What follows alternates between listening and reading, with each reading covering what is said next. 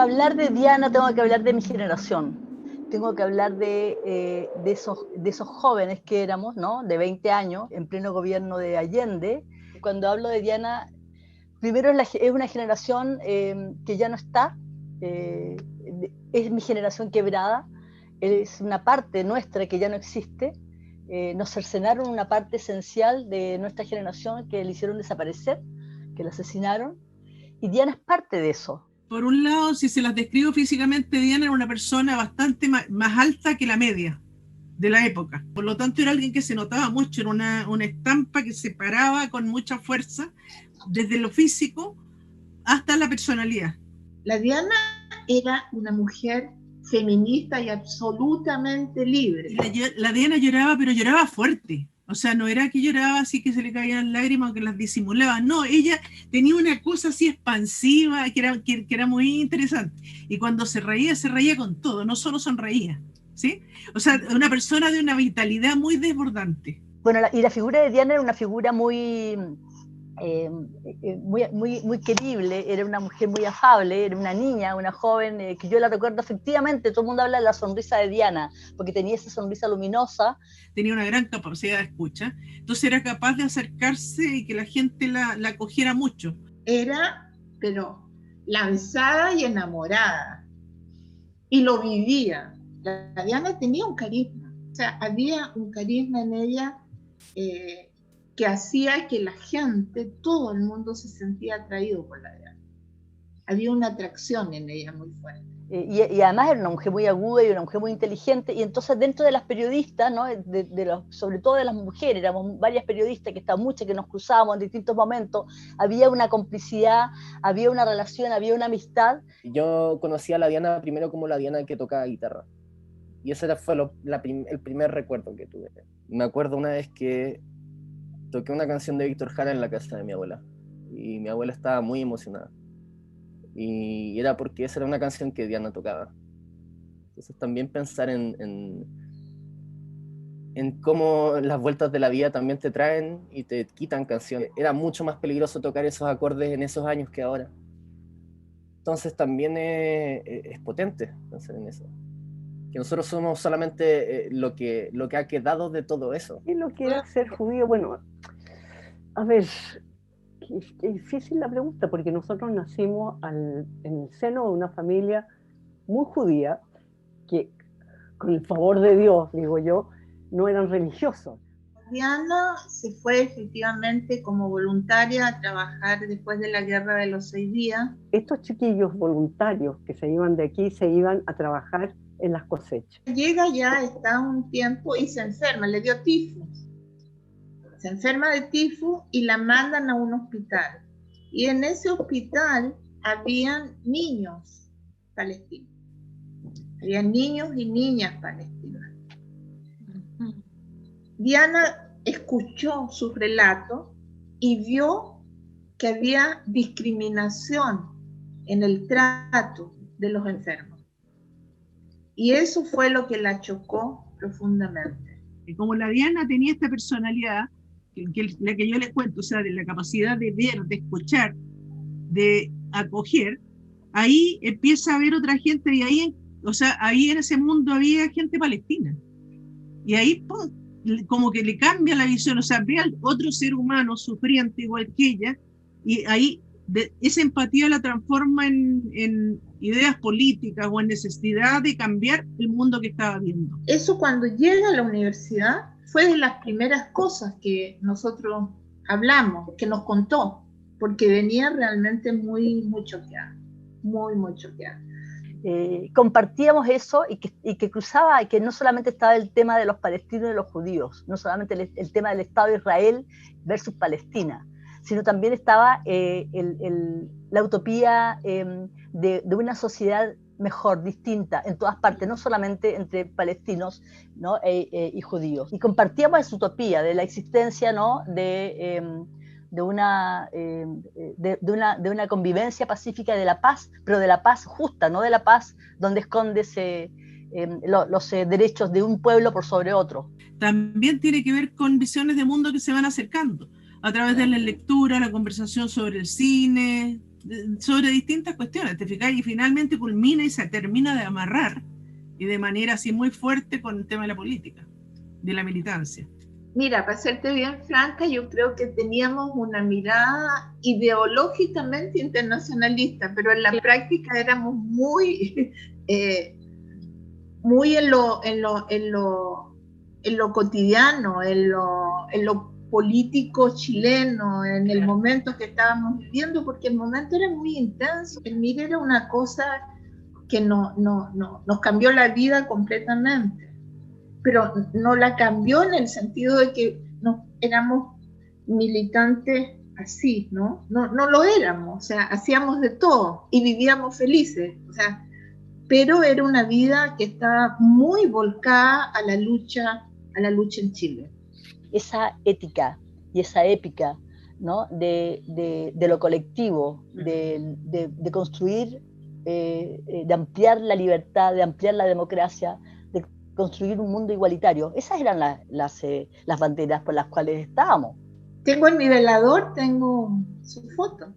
Y desde siempre, yo he vivido en muchos países, he vivido en un montón de países, y salgo, me voy, cuando me voy de viaje, yo me echo la foto de Diana en la maleta.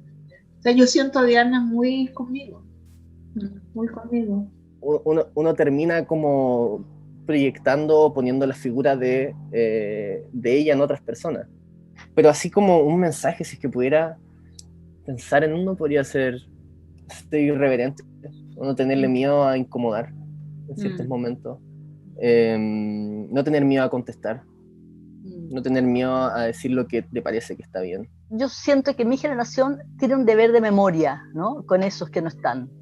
Entonces, en ese sentido, el tema de la memoria, del rol de la memoria, creo que es fundamental. Rescatar y reivindicar las figuras como la de Diana y como la de nuestros desaparecidos y detenidos y ejecutados, de nuestros torturados, de lo que significó de los exiliados que nunca más regresaron, de esa grieta insalvable de la que habla Edward Said. Creo que todo eso tiene que ver con la construcción de un otro país que efectivamente no oculte, no sepulte, no dé vuelta a la página sobre esas memorias. Creo que en ese sentido el Chile que emerge hoy día, donde incorpora esto como gestos éticos, ¿no? Fundamentales en la construcción de un Chile distinto, pasa a ser algo muy central. Y ahí entonces las figuras de Diana Arón, de Máximo Olleda, de Pepe Carrasco, de Juan Carlos Perelman, de tantas, pasan a ser esenciales.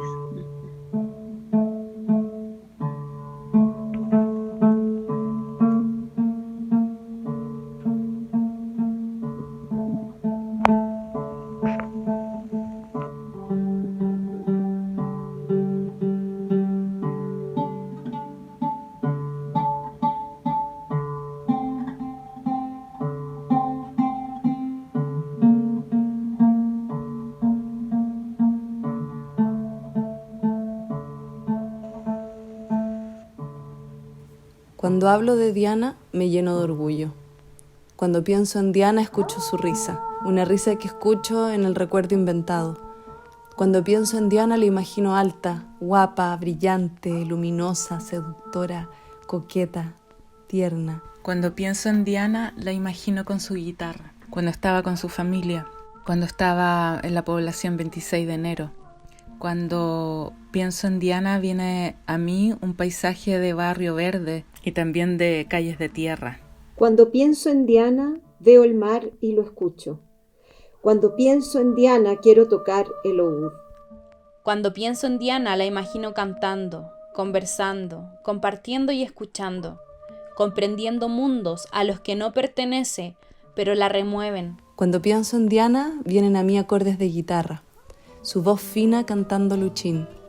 Cuando pienso en Diana, la imagino enseñando a leer. Cuando pienso en Diana, la imagino rodeada de mujeres que aprenden a leer.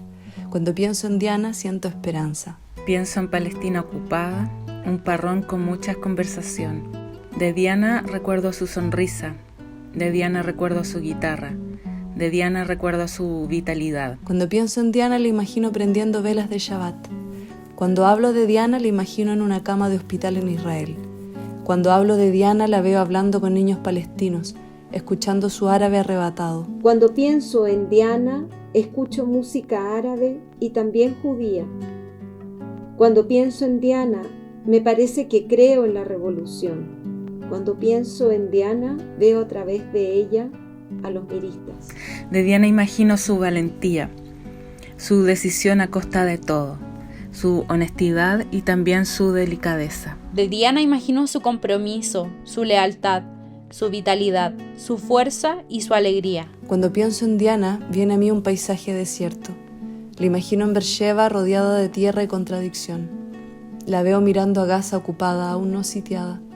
La veo de la mano con un niño árabe palestino, Palestina. Cuando hablo de Diana, pienso en el mar, en los ideales, en una generación, en una época y en un quiebre, en la resistencia, en lo necesario. De Diana recuerdo su claridad, de Diana recuerdo su seducción, de Diana imagino su maternidad, de Diana recuerdo sus faldas cortas, de Diana imagino su pasión, de Diana siento su pasión. Pienso en valentía, en dudas silenciosas, en discusiones abiertas. Cuando hablo de Diana siento futuro, justicia, empatía, un grito en silencio.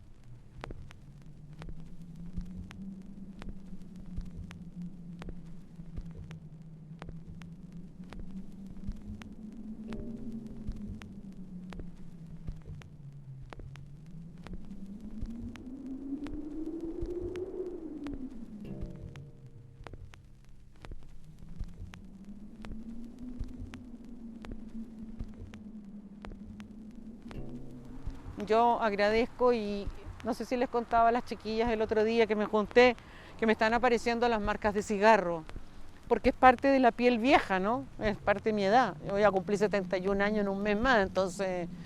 Y decidí aquí hacerme un tatuaje. Me voy a hacer unos fierritos como de cárcel, los típicos barrotitos de la cárcel, pero así abiertos con un girasol en el centro. O sea... Sí, me dejaron marcas, pero estas no son las que hacen mi vida. Las que hacen mi vida y que marcan son las que tengo aquí en el corazón, que tiene que ver Chito, las compañeras con las que vivimos y las que sobrevivimos. Nada más que eso.